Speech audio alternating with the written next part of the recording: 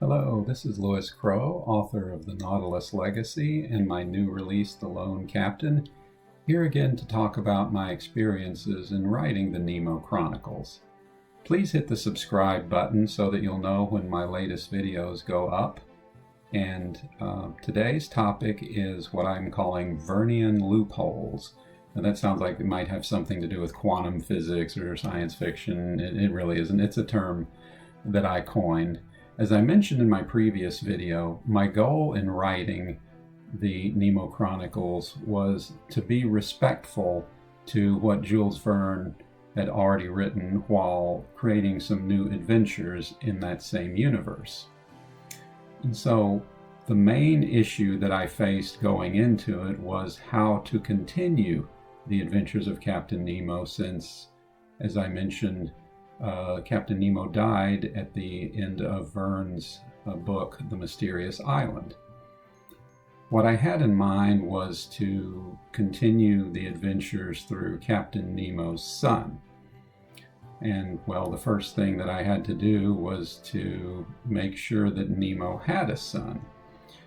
In a particularly dramatic scene in 20,000 Leagues Under the Sea, the character who narrates the story, Professor Aronnax, observes that in Nemo's cabin there is a portrait of a woman and two children. Now, the genders of the children are not specified, so my immediate reaction was, aha, I can make at least one of them a boy. And as it turns out, I made the other one a girl. So that was a way that I could create a son for Nemo. The next challenge I faced was the fact that Nemo made it very clear that he had seen his family murdered. And so the challenge that I had was to create a scenario where Nemo's son could have survived, yet at the same time Nemo believed that all of his family had been murdered.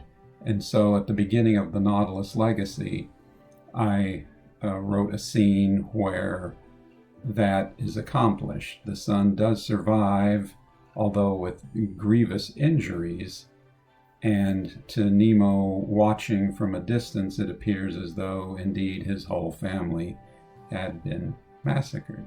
That's the loophole story. I found one in what Verne wrote, and I created one that I needed. And that allowed me to set the stage for having Nemo's son grow up and eventually follow in his father's watery footsteps. That's all for today.